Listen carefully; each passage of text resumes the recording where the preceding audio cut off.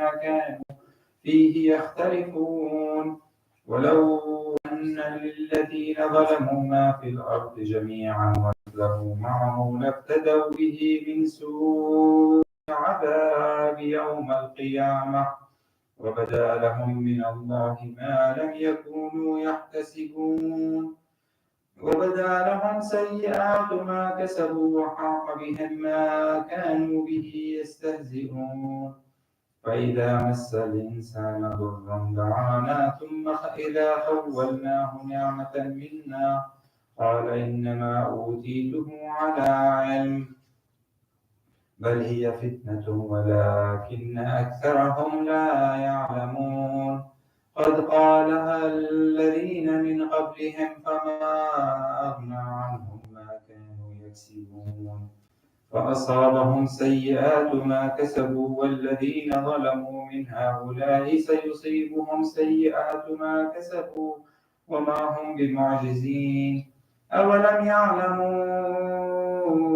أن الله يبسط الرزق لمن يشاء ويقدر إن في ذلك لآيات لقوم يؤمنون قل يا عبادي الذين أسرفوا على أنفسهم لا تقنطوا من رحمة الله إن الله يغفر الذنوب جميعا إنه هو الغفور الرحيم وأنيبوا إلى ربكم وأسلموا له من قبل أن يأتيكم العذاب ثم لا تنصرون واتبعوا أحسن ما أنزل إليكم من ربكم من قبل أن يأتيكم العذاب بغتة وأنتم لا تشعرون أن تقول نفس يا حسرة على ما فرطت في جنب الله وإن كنت لمن الساخرين أو تقول لو أن الله هداني لكنت من المتقين أو تقول حين ترى العذاب لو أن لي كرة فأكون من المحسنين بل قد جاءتك آياتي فكذبت بها واستكبرت وكنت من الكافرين صدق الله العلي العظيم.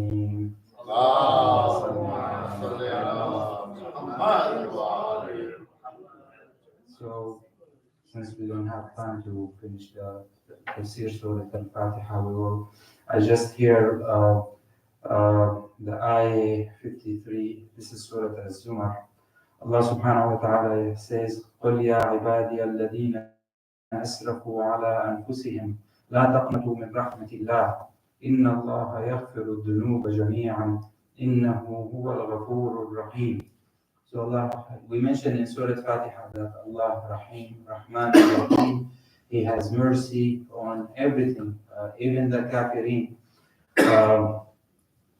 And throughout the whole Quran, we see Allah subhanahu wa ta'ala show us His mercy in many ayat, in many surah.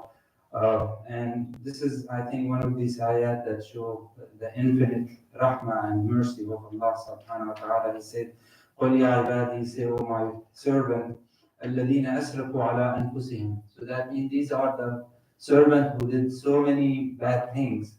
لَا تَقْنَطُوا مِنْ رَحْمَةِ اللَّهِ. Don't be desperate from the mercy of Allah. إِنَّ اللَّهَ يَغْفِرُ الذُّنُوبَ جَمِيعًا. Allah can forgive all your sins.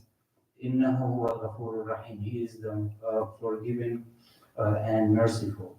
So that gives hope for any person, any sinner who did so many things, so many wrong things, that Allah subhanahu wa ta'ala can forgive everything. Of course, إِنَّ اللَّهَ يَغْفِرُ كُلَّ شَيْءٍ إِلَّا أَنْ يُشْرَكَ بِهِ, except when there is shirk and kufr with Allah subhanahu wa ta'ala. So may Allah bless everybody.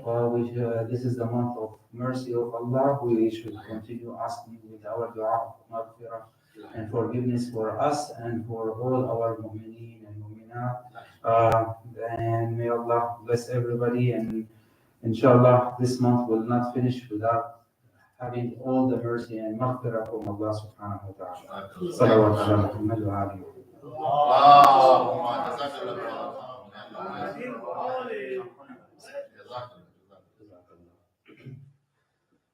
would like to welcome Maulana Syed to please come recite this lecture. Loud salawat.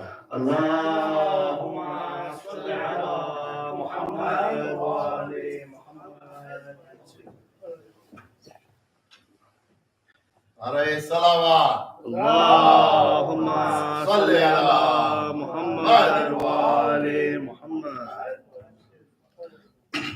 أعوذ بالله من الشيطان الرجيم بسم الله الرحمن الرحيم الصلاة والسلام على رسوله الكريم وعلى أهل بيته الطيبين الطاهرين من الآن إلى قيام يوم الدين رب اشرح لي صدري ويسر لي أمري واحلل عقدة من لساني يفقهوا قولي صلوات اللهم صل على محمد وآل Assalamu alaikum, brothers and sisters, and Alhamdulillah, we have started another day of fasting, and inshallah, so far, our fast was really good.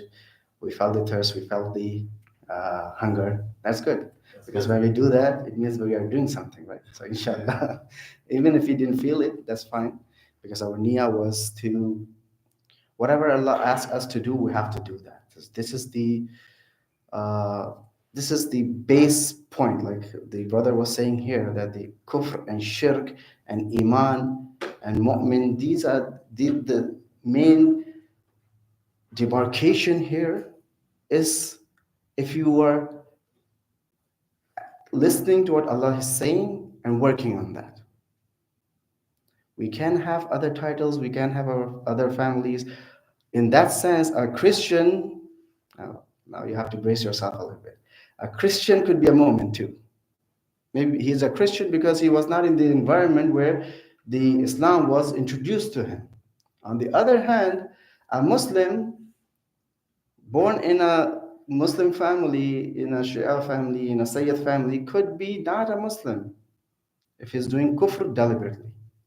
Because kufr, and inshallah, those who know Arabic, they can do the ta'id of me and help me. That kufr means to hide something. When we get the example of like sowing a seed, right? So in old days when, or right now too, but now they have machines.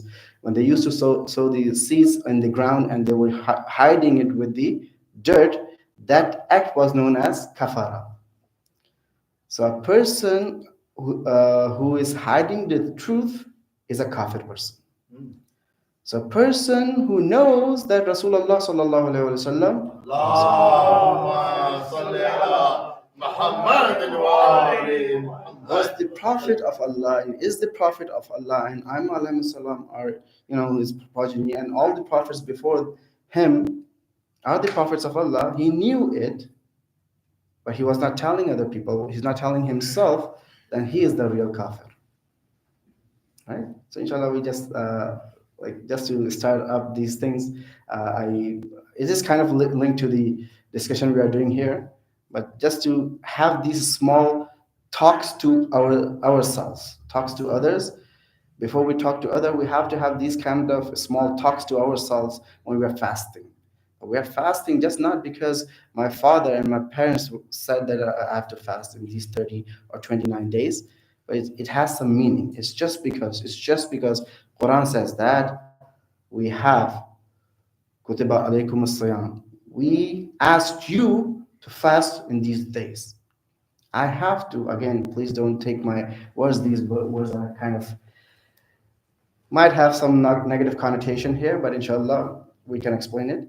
We have to surrender in front of Allah. A mu'min is a person who surrenders in front of Allah. It doesn't mean that we have to believe blindly. We had a discussion that the blind faith is actually doesn't work that much, both intellectually, logically, and even spiritually as well. If we believe in something, we should know. For example, the person comes in and says he's a doctor, he's a cardiologist, and I ask something, or any student, medical student, ask him any question about heart. How many chambers is there? Where is it situated? What does it do? And he's not able to answer these basic questions. Would you call him a cardiologist? No. I call myself a mu'min, a person who believes, who is bearing the flag bearer of Islam, especially in a place where we don't have Muslims a lot. And my actions and my intellect and my talking is not representing it. The questions people are gonna ask me, I will not be able to answer them. That what I believe in, then again, that's your. It's up to us that we have how we are gonna see this person. Is he a moment in a real sense, or he's just like following a course, following a suit? It's just under the influence of the environment. So inshallah, in my mind, and this is kind of like a sometimes it's a difference of opinion. Sometimes when the people brothers invite me, they have some other image of these programs. And we love. I'm going to include all the other groups too, so I won't be the target here. We love, when we come from Hosa, we think that we need to give something which we have acquired there, right? To our capacity, to our limited capacity, whatever we have learned, we want to reproduce it. We want to kind of, like I said yesterday, we are the funnel of that ulum diniya, ulum ahlul bayt, and ulum islami, which are being taught in Hausa. So we can come over here and give and kind of discuss with the brothers here. Because I consider myself, and if you ask anyone, we consider ourselves as students of Islam. No Hujjat al-Islam and this and that. No, Baba. This is for ulama, not for us. Alhamdulillah, you didn't write it. Sometimes I go there and they write Hujjat al-Islam, Baba. You're getting me in trouble here. I'm not Hujjat al-Islam. I'm a student. When I'm a student, I learn there. I try to discuss it with you. The other thing is this: these discussions are not just because I have iftar time at 8 o'clock. I have no other thing to do, so I have to sit somewhere for half an hour and just discuss about something. No, they're important too. Brothers and sisters, I cannot emphasize enough on this, the importance of learning real Islam. There are many versions of Islam. There are many things which are out there, which have been out there. We have to equip ourselves with the real Islam, with the knowledge of real Islam. If I don't have the roadmap of where I'm going, I will not be able to go anywhere. I might have started my journey. I might be speeding 100 miles an hour to a road, but if I don't have the map in my hand, I would know where I go and where I am going to end up. So just to link this to the discussion we have, please recite salawat. Allahumma salli ala Muhammad. In making an effort like this, we try to discuss about the prophets, because this is the month of not only Siyam. As a matter of fact, it's a month of Quran. Like brother reads some Quran. It's just, this is the essence of this fasting here. That we read Quran, we link ourselves with Quran, with the word of Allah. And this Quran, Allah Ta'ala has given us the stories of prophets, not to give us, just to give us a story so we can have a good night's sleep. It's not to put us to sleep, it's to wake us up. Sometimes we give these stories, and sometimes, unfortunately, we read the same prophet stories to the kids so they can go to sleep. Oh, they're kids, they can go to sleep. We shouldn't go to sleep. And that's why one point I have to make, and the ulama said that's why sometimes the really details of the stories are not being told in Quran. Right? For example, so Hazrat Adam ate something from the tree. What did he eat? Did he eat an apple, an orange, wheat, or something? Allah Ta'ala didn't go to the detail of it because it's not relevant to us. The thing which is relevant is this, that Allah Ta'ala has recommended him not to go near to that. He went there, and then there were some consequences. So this is relevant to us. Because whatever Allah Ta'ala has said to Hazrat Adam, has said to all of us here in this world. And if I do the same thing which Hazrat Adam did, I will go to a different path. If I wouldn't do that, I will go to a different path. This is all related to your and my life, brothers and sisters. My 9-to-5 job, my school, my everything is related to these stories. Hazrat Ibrahim coming out of the cave and saying, Baba, I'm not going to listen to you. I'm not going to worship all these idols you are making. It's related to your and my life, today's life. It's not a story which was done Actually, I'll just give you some numbers so you'll feel like it's some tangible thing. So the birth of Hazrat Ibrahim was 2000 years before the birth of Hazrat Isa. So it's like 4000 years ago. So if you have some kind of timeline in your head, it makes them interesting because we have to make these spiritual things a little bit tangible so we feel that we are related to them. So it's just like 4000 years ago story. And the book I was reading, they said that Hazrat Adam came 3000 years before Hazrat Ibrahim. So as a matter of fact, Hazrat Adam came before us how many years? 7,000 years. That's nothing. 7,000 years is nothing. I mean, one of my I didn't read that hadith, but one of my teachers said that in one hadith, Imam said that Hazrat Adam came 20,000 years ago. Even if we believe that he came 20,000 years ago, what's the age of this earth? It's 1.5, no, sorry, 4.5 billion years, this earth. 13 billion years is the age of the universe. So now if you say, Maulana, what are you talking about? That's why I was talking to the brother that we should have Q&A sessions afterwards. Because sometimes if the confusion is there, but he suggested that inshallah we're going to have the live sessions, which is good. If you have any confusion, we can do it there because sometimes all the questions cannot be answered from here. But just not to get really confused about this, it doesn't mean that the earth was created the time Hazrat Adam was created. I mean, we don't have this kind of evidences clear cut in Islam. Because sometimes the Christianity, it was something like this, that one atheist went to a church, and because Christianity and the Bible is read and interpreted in this way, that the making of the earth is coinciding with the making of Hazrat Adam. And if that's so, then this atheist will bring a fossil and say, Baba, this fossil is, let's say, 200 million years ago. How will you prove that? So I was looking at the documentary, and one of the priests said, yeah, what I believe is this, it doesn't matter. Earth could be made far before Hazrat Adam. And the same thing we believe in. As a matter of fact, we have some hadiths that there were a lot of Adam who were created before, and there will be a lot of Adam who will be created afterwards, after Qiyamah. If I'm making you really confused, please recite salawat.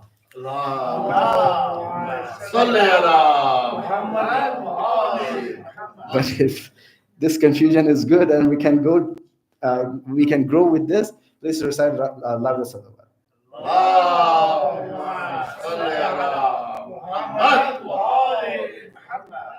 So just to give this example, inshallah, this discussion, this is not my discussion, we can discuss it in Q&A.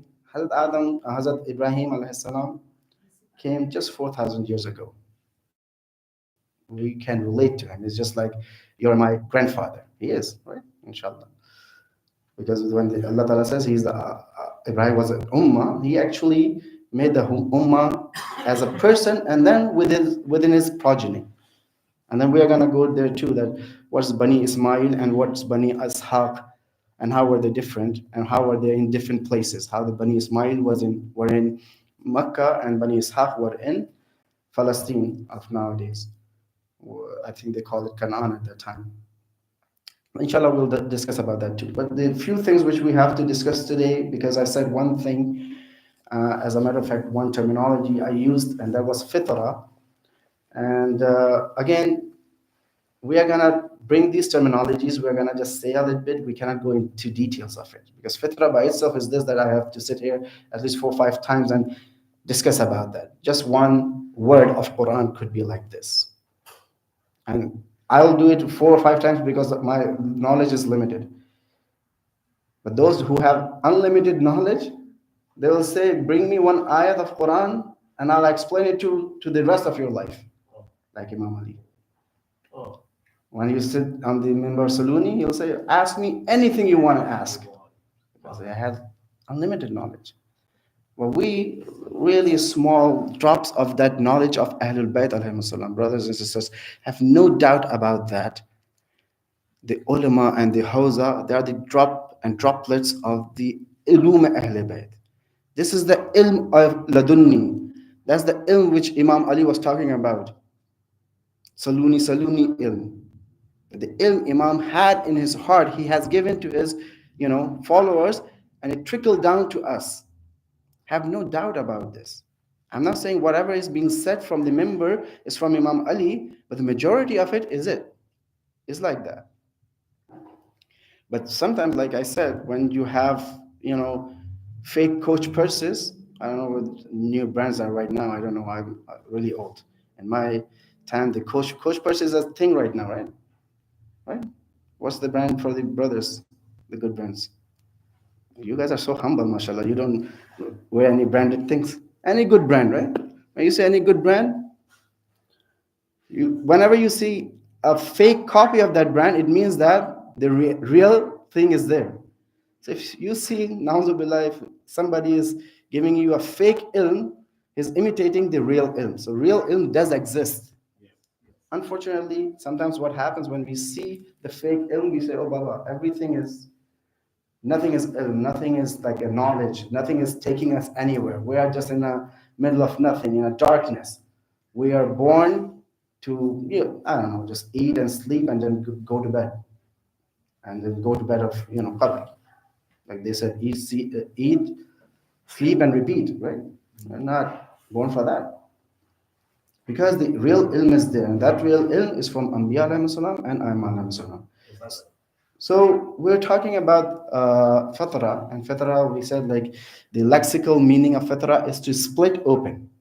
So when a farmer sow the seed, and the seed goes inside the soil and it gives the water, it splits open and the seedling comes out, and that seedling becomes a tree later on. That process is a fitri process. That process is a natural process. But now, again, the fitra cannot be translated in one word as natural. Because with the fitra, we have one more thing, and that is known as tabi'ah or tabi'at. Like we say in Urdu, tabiat kharab ho gayi, right? Like my tabiat is not good. That tabi'at is natural too. Then what's the difference between the fitra, which is natural, I'm translating it as a natural thing, and the tabi'at, which I'm translating as a natural thing? What's the difference between these two? The tabi'ah is your natural physical form. The fitra is your natural spiritual form. We are the combination of a spirit, a soul, and a body. And which one is more important than the other? So, because why? Because when Allah subhanahu wa ta'ala said, وَنَفَقْتُ مِنْهُ فِيهِ مِنْ رُوحِ نَفَقْتُ مِنْهُ فِي الرُّوحِ. Like I have given my ruh to this Adam, the statue of Adam I made from clay. I gave him my ruh. And when I gave this, please do the sajda, prostrate. Now Allah Ta'ala didn't say please. He said prostrate in front of him. Who? The spiritual beings. Why? Because I have this essence of Allah in me, which is called human soul. That's why I'm that important. That's why the thing which was created 13 billion years ago is not as important as the thing which was built 20,000 years ago. Time doesn't matter. Quantity doesn't matter. Quality does matter. Allah Ta'ala has created this universe 13 billion years ago and created me, let's say Adam, 20,000 years ago, for me. So see how important I am, how important as a person, as a Bani Adam, as a offspring of Adam, as a representative of Allah. I'm so important that He has created all these material things all over the world, all over the universe, the sun and the moon and the orbiting planets. He all made it for us, brothers and sisters. What should I do? I should become really proud and go back to sleep again? Nah, Baba. It means when I'm so important, Allah Ta'ala wants me to prove that too. If I put a person, I have a, I don't know, Fortune 400, 500, that company, I have a really big company, and I choose one guy as a CEO of that company, and he doesn't know even to hold a pen or talk, what am I going to do? I'm going to fire him, not tomorrow, that way, right then and there. A lot of human beings are in that situation, unfortunately, because we don't know that we are the representatives of Allah. We're kind of fired ourselves, voluntarily fired ourselves from that position. We're no longer representative of Allah. And why? Because we deliberately, voluntarily became kafir. First of all, we forgot what we are, and then because of that, that's what Quran says, that anybody who forgets himself, Allah Ta'ala himself, yani, forget him. He wouldn't be able to forget, to know Allah. Why? Because he doesn't know himself. So through this discussion of Hazrat Ibrahim, now we said that he came like 4,000 years ago, and then the situation which was happening there was almost like the situation of Fir'aun at the time of the birth of Hazrat Musa. So there was a king named Nimrud. I don't know how do you pronounce it in English. If you need to know it, inshallah, check into that. But you all know all these names, right? So Nimrud was ruling a place Mesopotamia, right? Or Babylon was a city, and the Mesopotamia is a really old civilization. I think the meaning of the Mesopotamia is a land between two rivers. What's that land? We are too related to that land. We are quite related to that land. We love that land too. That land is between Dajjala and Farat, between Tigris and the Euphrates, where the Karbala is, right? The Karbala is in close to Farat, but is in that land, in the land of Mesopotamia. So in that, like 4,000 years ago, this person was doing that, and like other kings and the kings of nowadays too, he thought that he's Ana Rabbakum al-Ala, I am the Rabb, I am the provider. And they said that this is really interesting thing. I'll just mention it. It is kind of related to our topic. Fir'aun said, "Ana Rabbakum al-Ala." He didn't say, "Ana Allah." He didn't say, "I'm Allah." He didn't say, "I'm God." He said, "Ana Rabbakum al-Ala." I am your provider. The biggest provider you have in this Egypt, the land of Egypt, is me. Why? Because I'm your king. I give you the jobs. I will give you 401k. I have your retirement plan and everything. So you come here, you prostrate in front of me, maybe not physically, but you have to listen to me because I'm the provider. So all these people who challenge Allah, they not necessarily would say that I'm Allah. They probably would say that, Baba, I don't know if Allah is there or not. Right now, I'm writing your check. Right now, you're working for me. Anybody who thinks like this or say like this, he is like Fir'aun. So Namrud was like that too. He said, I'm your Lord, I'm your God, I'm the ruler, I have the laws here. And then you have this story that, inshallah, we'll probably be able to mention, that he had a discussion with Hazrat Ibrahim. Okay, tell me what your Lord does. I'll do the same. Hazrat Ibrahim said that he kills and he gives a life. He said, okay, bring the two prisoners. This prisoner was supposed to be killed tonight because he killed someone or something.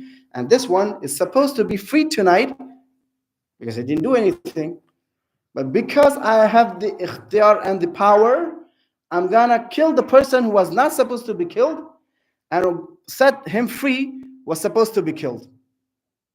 So I just gave this person life and gave that person death. So see, your Lord or your Khuda or your Allah is not better than me.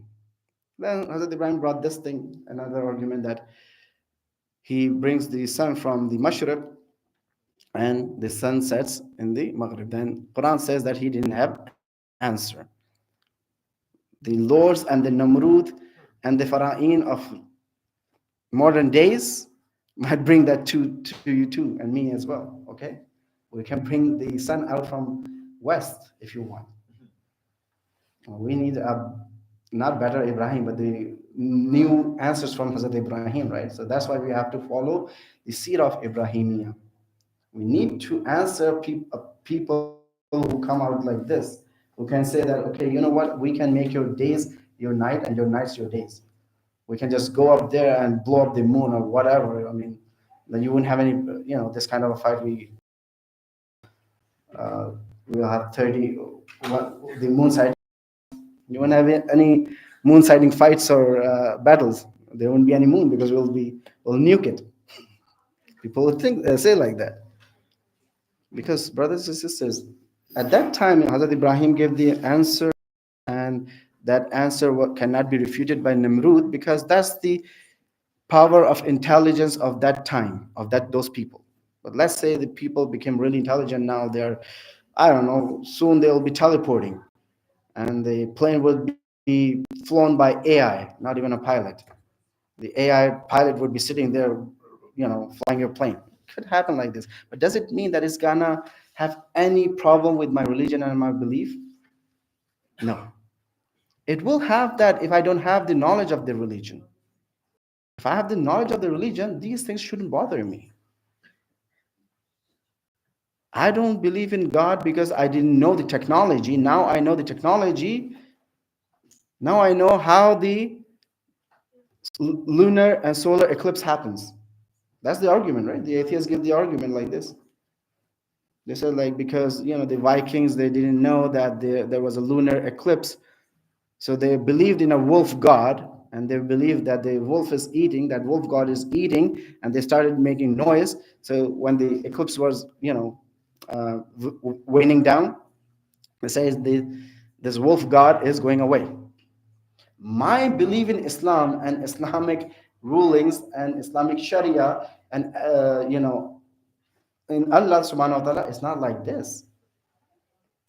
It's not like this, that a small, really rudiment argument of lunar eclipse can destroy my iman. It is not like this. We have answers, alhamdulillah. We have answers. So, moving forward, we're talking about fitrah. I'll just read this ayat, and inshallah, probably I just have 7-10 minutes. Inshallah, I'll take your leave. Please say salawat.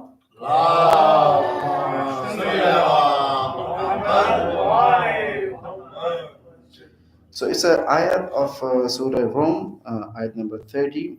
أعوذ بالله من الشيطان الرجيم فأقم وجهك للدين حنيفا فطرة الله التي فطر الناس عليها لا تبديل لخلق الله ذلك الدين القيم ولكن أكثر الناس لا يعلمون.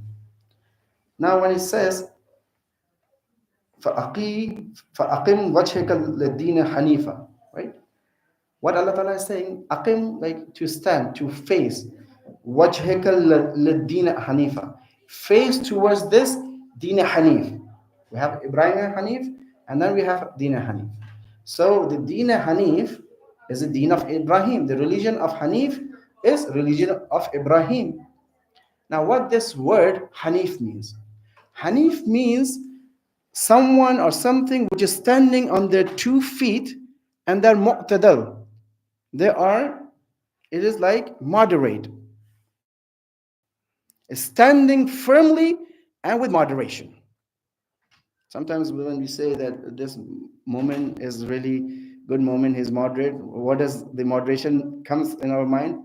So he reads Zohar, but he doesn't read Maghrib, right? Well, but this is not moderation. He fasts, but after fasting, he just do something else. Now, that's not moderation. We are trying to live 2 lives, the life of a kafir and life of a mu'min. No. Moderation means that thing which is the deen, which is linked, which can be linked to my life. Not an extreme deen which people introduce to me like Rahbaniyat. Like I leave, I don't marry, I don't have family, I go to a mountain, I sit in a mountain, in a cave and live that. That's not a moderation. That's why it's not in Islam. It doesn't mean that we shouldn't have any khalwat. It doesn't mean that we shouldn't have like some isolation and isolated times. And may Allah give me tawfiq too. In my 24 hours that I just sit like 10, 15, 20, whatever I can sit in, in the remembrance of Allah and talk to Allah. Have my personal connection to Allah. Say my problems to Allah and try to get the answers from Him directly between Him and me. That's it. That should be done from all of us. But the ruhbaniyat, like I don't do anything in this world, don't work, and if anybody give me food, I'll eat. If they don't, I don't eat. That's not. We are not gonna go anywhere. That's why Rasulullah actually kind of, in the tone of condemnation, say that don't do that. There were some Muslims who were thinking that, okay, Ya Rasulullah, there are so many distractions. We go to a bazaar and there's one sister going there. That's a distraction. What should we do? Just like gouge your eyes out? No, Baba, it's not gonna happen. You have to live with people. There are so many temptations. The money is a temptation. But I have to control myself. Food is a temptation. Other things are temptations. I have to control myself. This is the day. These are the days where I can control my temptations. Any temptation which is increasing my tabiyah and decreasing my fitra. Now you know what the difference between tabiyah and fitra, right? Tabiyah is physical form. Fitra is the spiritual form. When I'm fasting, my lips might be parched, my stomach might be empty. In tabiyah, it's not true, but I'm probably going down. But in a spiritual way, in my fitra, I am blooming. From a seed, I'm becoming a seedling. From a seedling, I'm becoming a tree. And that tree, what does it do? It propagates. We were talking to a brother, mashallah, I love his passion, I love him, the way he talks about the center, and all you brothers, in IT, they have a term of startups. So this is a startup center. I wouldn't say that, but it's just a joke. But it's a small center which is what? Is growing from the ground. I'm not here to praise the center or something. I'm giving the idea. The idea is this. If this center is a part of the Shajarai Tayyaba, which was grown from Makkah through Rasulullah sallallahu alaihi wasallam,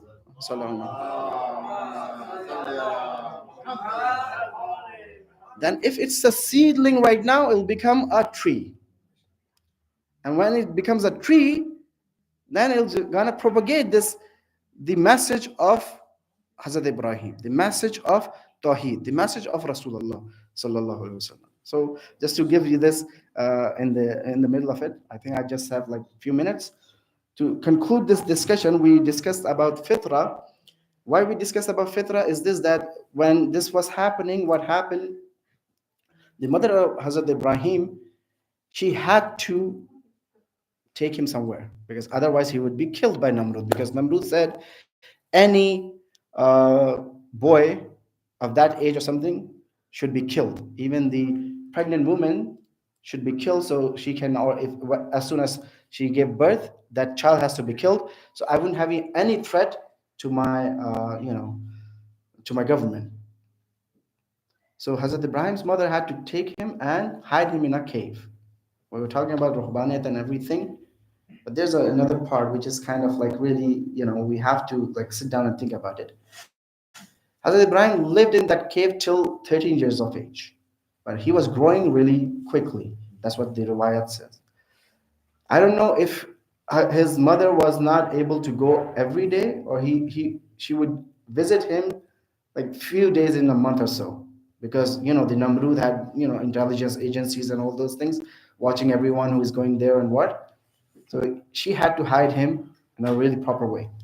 So Allah Ta'ala gave him some milk from his fingers, and he used to get the milk from the fingers, and he was growing. Why did I bring these mu'jizat here? That he was growing more than a regular person, and he was getting fed by, from a mu'jiza, not from his mother. You can have a question like this. Okay, Maulana, if I would have milk from my fingers, I would be like Ibrahim too, living in a cave. I wouldn't care about my mother. No, Baba, it's not like this. It happened because these Anbiya Allah had really vicious enemies. Just like the enemies like this. They're killing the children. The children who are going there to get the food, they know they are getting the food and water. They are thirsty. While they are thirsty, getting the water, they shoot them in the head. When a person is disconnected from Allah, he becomes like this. Worse than a wahshi tareen animal in this world. Worse than any creation of Allah. How can you imagine that you are, even if he's the child of my greatest enemy, if he's thirsty, coming and drinking water, would I kill him? Would I shoot him in the head? No. Who does that? A person who is detached from Allah, who has no fitrah. He has like destroyed his fitrah. He has destroyed. They are balhum adal. That's what Quran says. They are like ulaika kal an'am. They are like are not animals. They're worse than that. Lion eats when he's hungry. You probably have seen this documentary that there was a tiger. He was attacking a deer, and there's a fawn there just born. So he attacked the deer, ate that, and then took the fawn there and protected it. So who are these creatures who are killing thirsty and hungry children? So we need to see. Now, it's a really dark thing, brothers and sisters here. All of us, any of us, none of us can be protected by it. We can't fall to this lower aspect of humanity or lower aspect of the being. If we are not attached to Allah subhanahu wa ta'ala and Hazrat Ibrahim through prophets, his prophets. So inshallah, I just inshallah from tomorrow we'll talk about that when Hazrat Ibrahim came out of the cave. What happened was just it came to my mind. One point is this, that when he stayed there for 13 years, because he was in isolation, so the ulama wrote that he had more chance to think about and to get close to Allah. That's why I was saying that to have some few minutes of your life emptied out from your life just for Allah is really important for all of us. This is what ulama say. Because at that time you can link and you can click to Allah. Your fitrat would become, because there are so many things we do in this world, even if inshallah we don't do guna, our fitra become kind of like clouded. And it's not connecting. We're not getting good signals from Allah's and we don't have any divine relationship with Allah, because it becomes dusty. It is covered by dust, became cloudy. This 13 years, he was totally raised by Allah's hand on his fitrah. And because he was on his fitrah, he let the divine will and divine help to proceed him or grow him to the fitri chip or the fitri essence he had in his body, the way he wanted to, without any contamination from outside. He became Ibrahim. Now, it's not only because of that he became Ibrahim. He was chosen, and the Anbiya are Masoom. They're destined to become like this. That's a different discussion. Inshallah, I hope that these kind of questions are not going to come, because they're kind of really deeper discussions about the asmat of Anbiya and this and that. But the ulama say that the one of the part that he became Ibrahim, a person who is challenging the whole country on by himself, including members of his family. We say uncle, the other brother says father. No, whatever he was, Azar, we will discuss about that. He doesn't care. Whoever was there and following the kufr, he confronted them. Not in the things from the day one. He talked to them first. The smashing of the idols came afterwards, and that is important too. Inshallah, that is important too. We'll discuss about this. But right now, let's say if we want to link ourselves to Hazrat Ibrahim, we have to have the intellect, and we have the intellect which we can use to argue about what is right and what is wrong. So he grew up with this fitra, and after 13 years, when he came out, he confronted different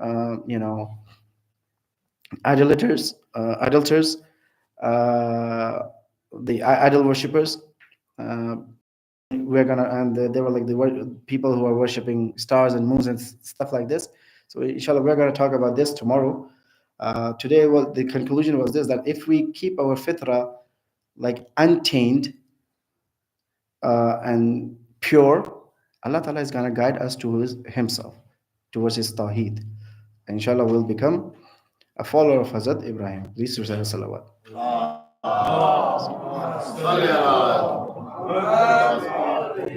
May Allah accept all of our ibadat, inshallah. May Allah give all the marza shifa, and may Allah forgive all the sins of our marhumin. And inshallah, make us aware of this ibadat are taking us somewhere. May Allah make our day by day elevation of our spirits and souls. May Allah help all the Muslimin and Mu'mineen and Mu'minat and accept their jais hajat. Wassalam. Allahumma salli ala Muhammad wa ala Should I say it for Amal tomorrow? Mu'mineen, as a quick announcement for Amal for tomorrow is going to be, inshallah, Majlis. And we're trying to make a schedule about 6:30 to start the Majlis program. And after that, like you know, we have Shahadat Majlis also. And Amal is going to be start after Iftar. So please tell your families if they want to join the Amals, you can stay here. Maulana going to lead the all Amals, inshallah. And 23rd, which is a Tuesday night, is the center, I heard about some family want to stay. Center will be open with the Maulana also. And if anybody wants to stay to the long Amals with him, so most welcome to that. Assalamu alaikum. Allah.